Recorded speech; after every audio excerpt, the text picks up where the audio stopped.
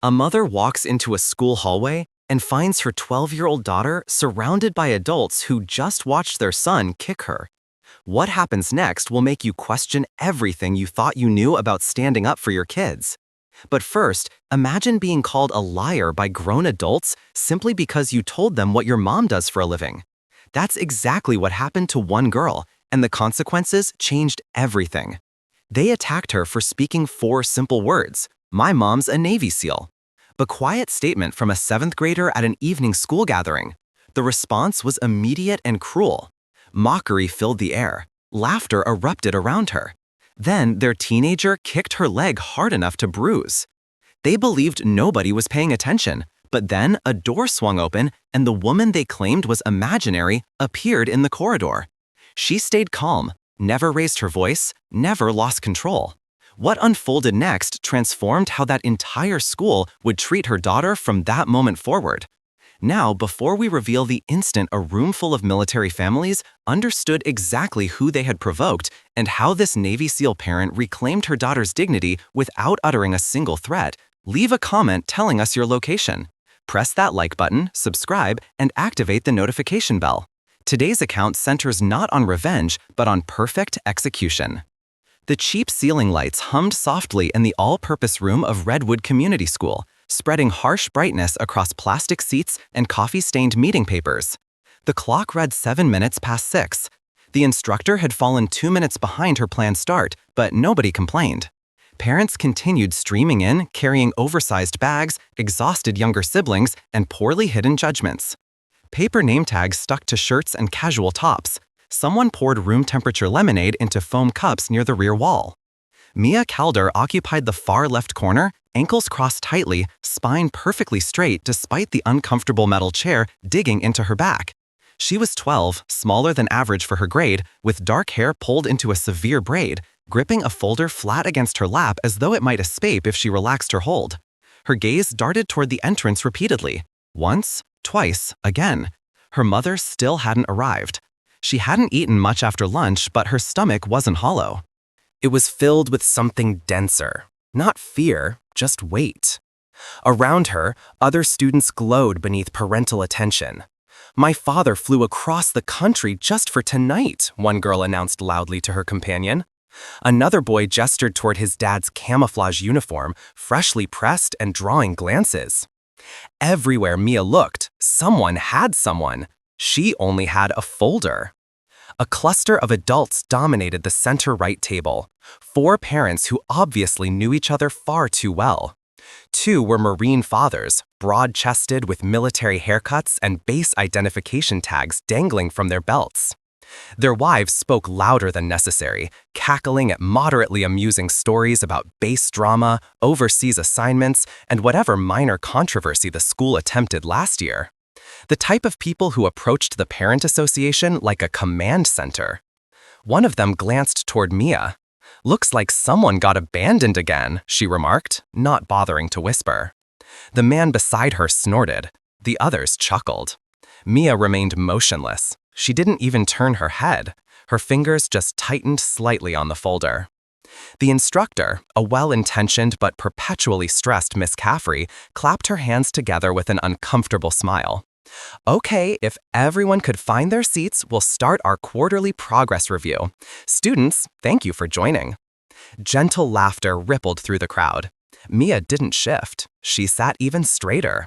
Her mother still hadn't appeared, but she knew without question that she was coming. She always arrived, sometimes delayed, but never absent. Mia clung to that certainty like invisible armor. Names were being announced like attendance, but for guardians. Miss Caffrey attempted to maintain a light atmosphere, asking each student to rise, state their name, and introduce the parent or guardian they brought. "Something about building community," she explained. "Let's remind ourselves we're a team," she added, smiling too broadly. Mia felt disconnected from any team, not right now. One by one, the kids stood and confidently announced the predictable. "I'm Ava, that's my mom. She's the association vice chair. I'm Malik, my dad just returned from deployment, Sergeant Ford. I'm Nolan, my parents are over there with the refreshments." Applause and smiles. Easy approval for simply showing up.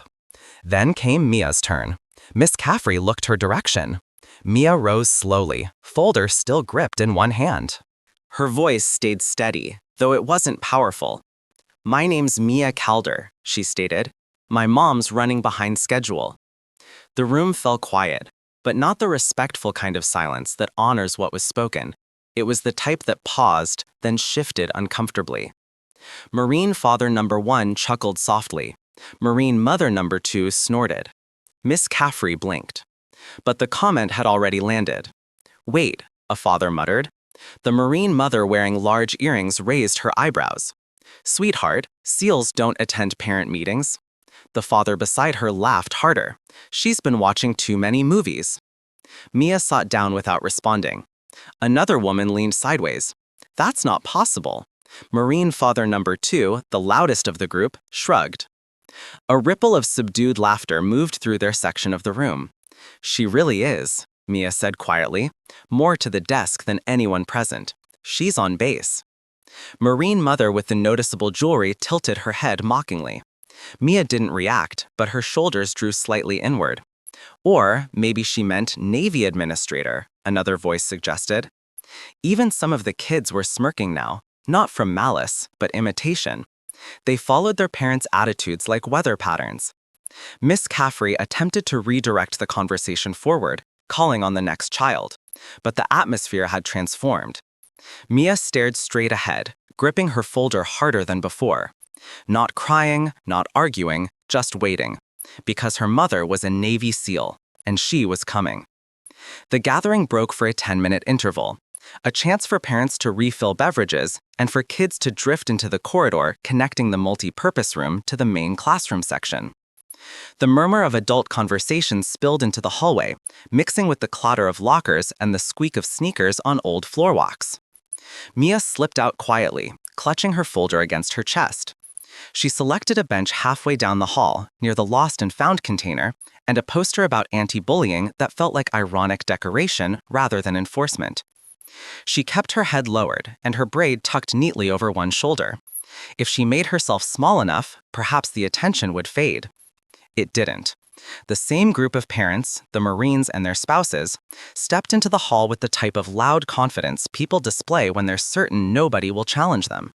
Their teenage son and daughter trailed behind, talking too loudly, pointing at things that weren't amusing. Marine father number 1 spotted Mia immediately. His wife smirked. "Still no mom." The teenage boy laughed under his breath as they approached. Mia stood, intending to leave, but Marine mother number 2 shifted just enough to block her path, pretending it was unintentional. "Whoa there," she said, tone sweet but razor sharp. Marine father number 2 leaned down slightly. "Let's hear it again," he said. "Tell us your mom's a SEAL." Mia's voice was barely audible. The boy flicked her folder with 2 fingers, casual, careless, sending it tumbling from her hands. Paper scattered across the floor like feathers. Math quizzes, a permission slip, a progress report she'd been proud of. "Oops," he said. Mia dropped to her knees immediately, gathering the papers together with small, trembling hands. She didn't request help. She didn't look up. "SEALs don't fall apart this easily," the Marine father muttered. His wife added, "Maybe mom's actually supply staff." Mia attempted to stand, but the teenage daughter drifted into her path, smiling thinly. "Say it again," she demanded. "I don't want to," Mia said quietly. Marine father 1 crouched just enough to meet her eye level. "It's not," Mia whispered. The boy nudged her shin with his sneaker, light but pointed. She winced, breath catching. No staff noticed. The hallway was a blind spot. The hallway was a blind spot. Doors closed, adults distracted. One of those rare corners where cruelty could flourish without witnesses. Mia hugged her folder to her chest again and whispered, "Please stop." They laughed in her face, and somewhere down the hall, the evening took on a different weight, the kind that meant something was about to break. Mia crouched on the cold tile, gathering her scattered papers one by one, careful not to let her hand shake, careful not to show her face. The page with her science grade was creased now. She tried smoothing it with her palm. The teenage boy still stood over her. "Hey," he said again, voice low and taunting. She didn't look up. That's when he moved, a deliberate step forward. Not hard enough to knock her over. Not brutal, but aimed, planned. His sneaker struck her shin with a calculated impact just above the ankle. Enough to leave a mark, enough to make a point. Her elbow hit the edge of the locker as she recoiled. One more page slipped from her hands. She gasped, sharp and sudden, but didn't scream. The sound echoed anyway. The Marine father grinned from a few feet away. Laughter followed. Even the teenage girl smirked, arms folded. Mia sat frozen, legs pulled in, folder clutched against her chest again like a life preserver. The pain in her shin bloomed fast, dull, spreading. She pressed her sleeve to her eyes. "Stop," she whispered. But that only encouraged them. Marine Mother 1 stepped closer. "Or what, Mia? Going to call in the SEALs?" Another chuckle, another nudge of the toe. Not a kick this time, but a mock push like she was luggage in the way. From somewhere down the corridor, a student passed and kept walking. Eyes locked ahead, ears pretending not to hear. Then came the phone. The teen boy raised it casually, screen illuminated, camera pointed. "Let's get it on video." Mia curled forward slightly, turning away, but didn't shield herself. She didn't want to give them that satisfaction.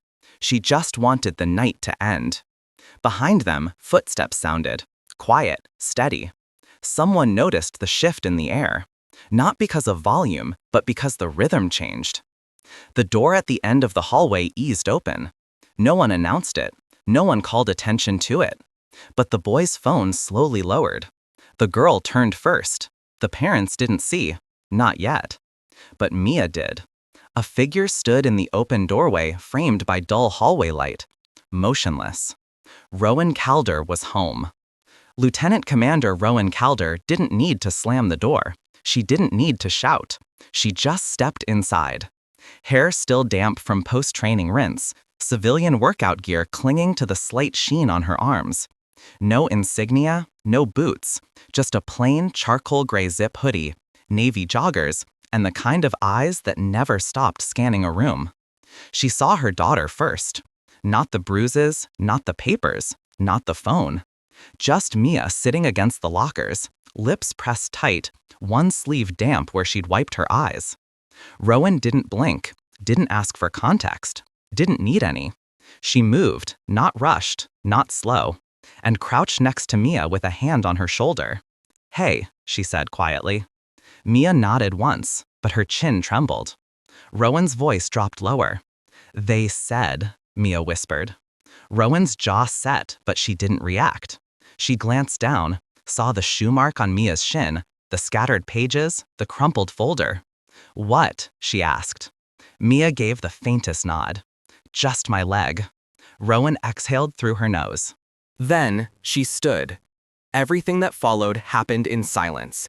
She reached down, collected the creased pages with precise fingers, tapped them into a neat stack against her thigh, and slipped them carefully into Mia's folder. She handed it back to her daughter gently with one hand before stepping forward. It wasn't loud. It wasn't even sharp. It was just controlled. The hallway shrank. No one answered. The Marine father stiffened but didn't speak. The teenage boy tucked his phone behind his back like a sixth grader caught cheating. The Marine mothers instinctively stepped behind their husbands. "I asked a question," Rowan said again, not louder, not angrier, just clearer. Still silence, but now the pressure had changed. Rowan wasn't leaning forward. She wasn't posturing. She just stood tall, with her hands by her sides and her shoulders squared. And somehow, it was more threatening than yelling ever could have been.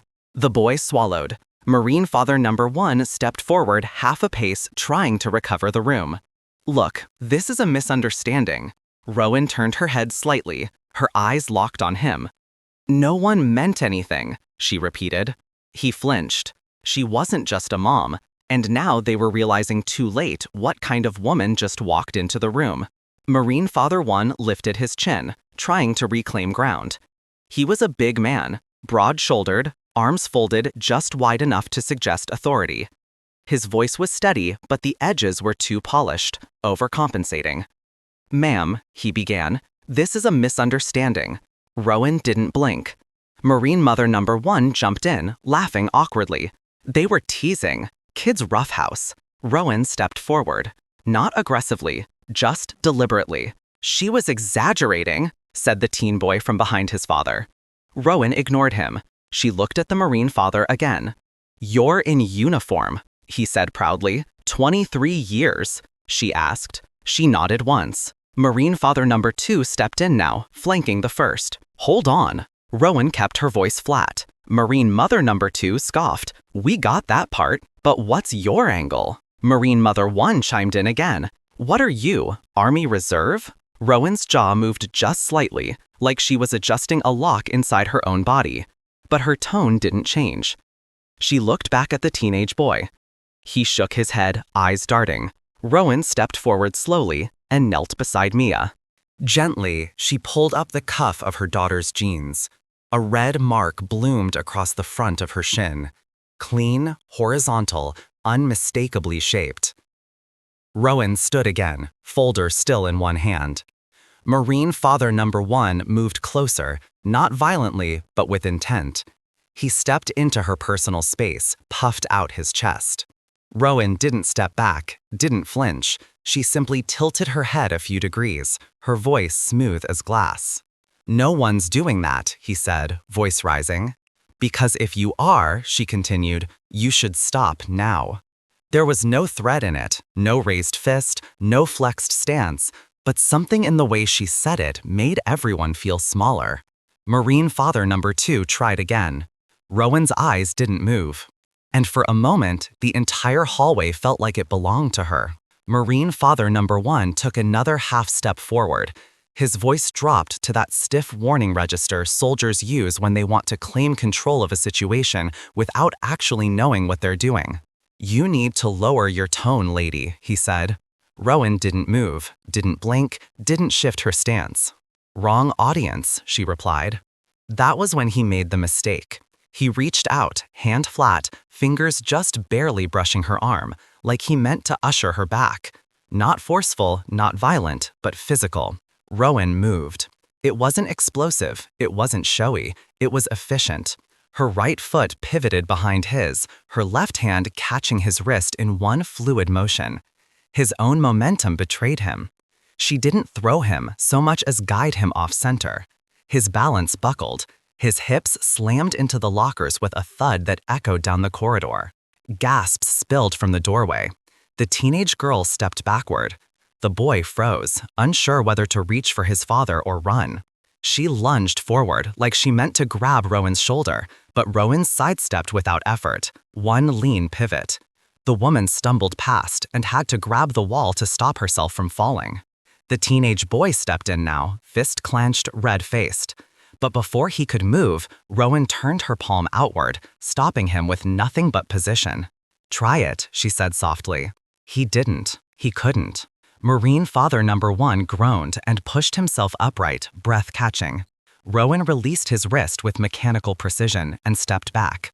"Lieutenant Commander Rowan Calder," she said, "United States Navy SEAL, DevGru trained." Silence swallowed the hallway. Even the fluorescent lights seemed to dim under the weight of what she just said. Marine father number 2's mouth opened, but no words came. The Marine mother stood frozen. The teenager's hands dropped to his sides like he just realized they didn't matter anymore. Rowan didn't gloat, didn't sneer, didn't puff her chest. She simply turned, walked back to her daughter, and crouched beside her again. "Mia?" she asked. Mia nodded, staring, not in fear, in awe, because the woman who walked into that hallway wasn't the myth they'd all mocked. She was real, and now they all knew. The door at the end of the corridor swung open fast this time. Miss Caffrey stepped out, clipboard still in hand, her smile already gone. She'd heard the impact. She'd heard the gasps. And as soon as she saw who was standing where, Rowan, calm and collected, the Marine father clutching his ribs, and Mia sitting against the lockers, her pace changed. Mia? She asked, hurrying forward. Rowan stood slowly and spoke before anyone else could. My daughter was cornered, she said. Miss Caffrey blinked hard, processing too much at once. Her eyes flicked to the teenage boy with the phone.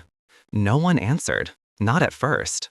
Then one of the students down the hall, the quiet kid with braces who hadn't said a word all night, raised a hand halfway. They kicked her, he said. Rowan didn't move. Her arms were folded now, not to intimidate, but to hold back everything she was still capable of. Miss Caffrey's voice tightened. The Marine parents began to mumble defenses. It was a misunderstanding. She said something first. But the teacher wasn't having it. No, I don't want spin. I want statements. Separate chairs. Rowan looked down at Mia and gave her a subtle nod.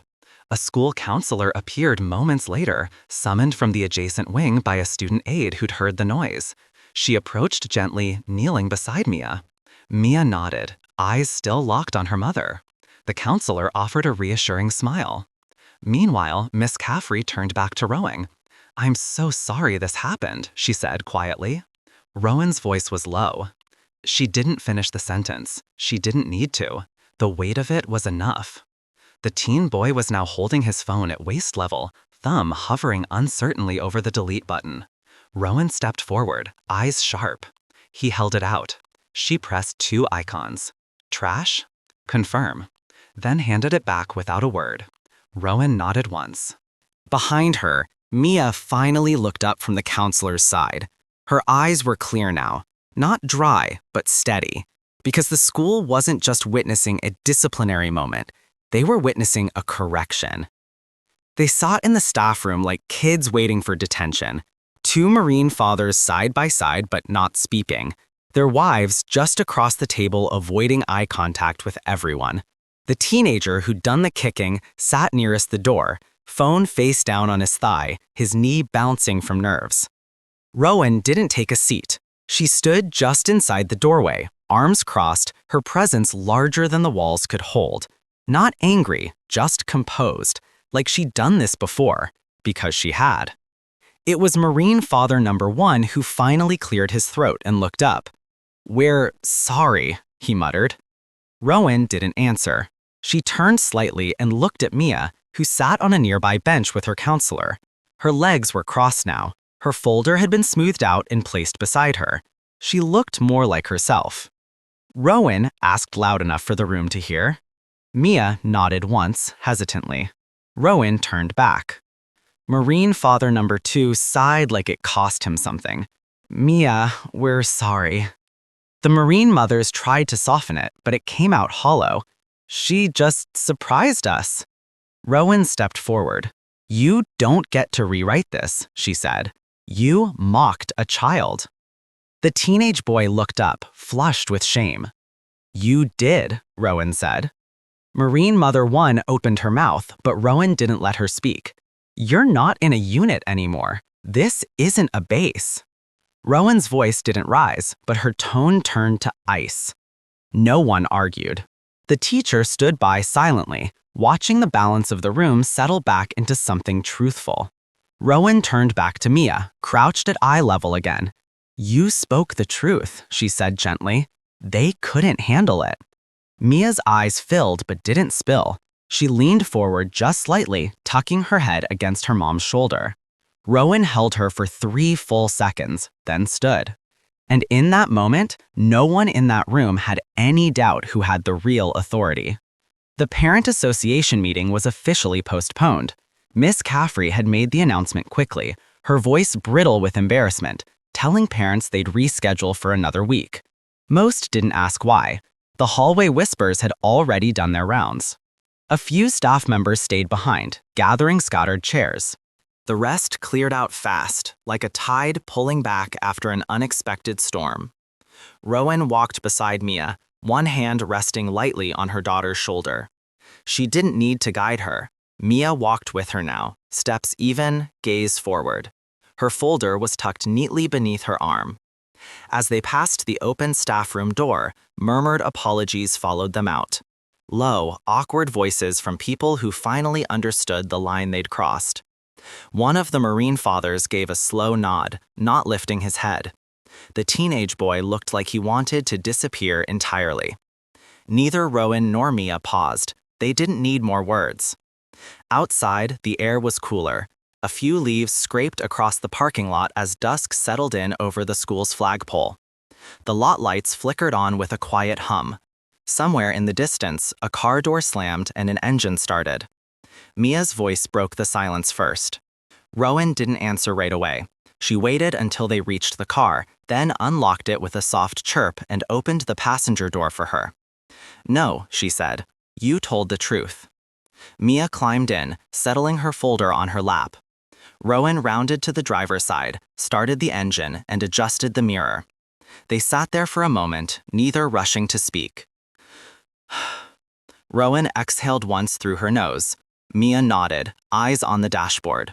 She looked over, voice soft but certain. Mia smiled a little. It wasn't wide, but it lasted. They backed out of the lot in silence. A few feet from the exit, Rowan slowed the car just long enough to glance toward the school entrance. The Marine father, the one who'd laughed first, was standing there with his arms folded, watching them leave. He didn't wave, but he didn't sneer either. He simply lowered his head once, a silent acknowledgement. Rowan didn't return it. She just turned the wheel and drove on, her daughter safe, her silence louder than anything the room had said.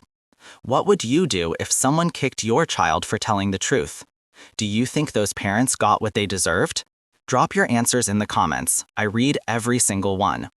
And if this account reminded you what real discipline looks like, hit that like button, subscribe, and tap the bell icon. Share this video with someone who still thinks silence means weakness. Your next mission's already on screen. Go watch it now, and I'll see you tomorrow. Same time, same place.